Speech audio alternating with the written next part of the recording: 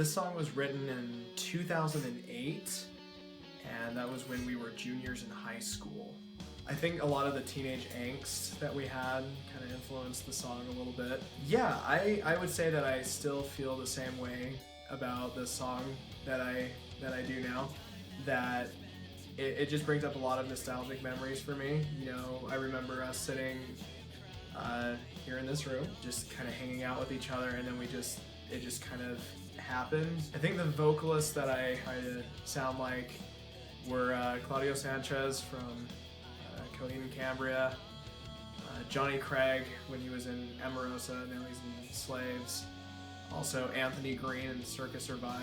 I think that was a big one. So the concept of this album, or basically all the lyrics that I write, is about a story that I'm writing on my own.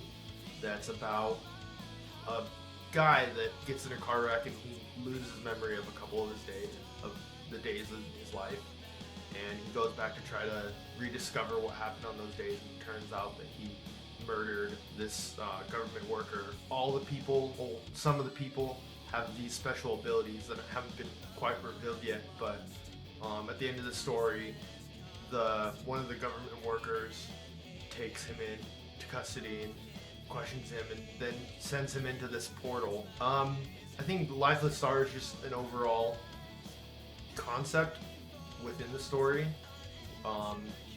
that there are these things called stars, which are people with the special abilities, and a lifeless star is kind of like a person that absorbs energy from people, kind of like a black hole absorbs light from surrounding bodies.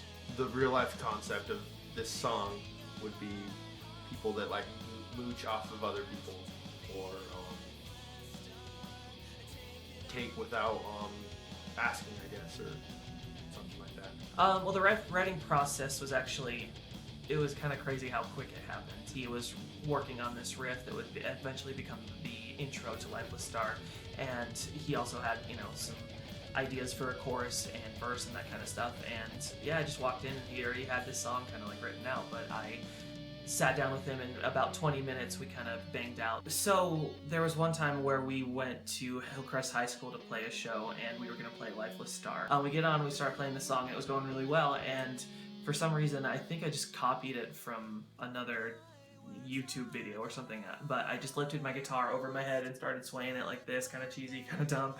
But then I put it back on, I turned to check something with my amp, fixed whatever that was, then turned back to look at the audience, and when I did, everybody had their cell phones out and they were just swaying along with me.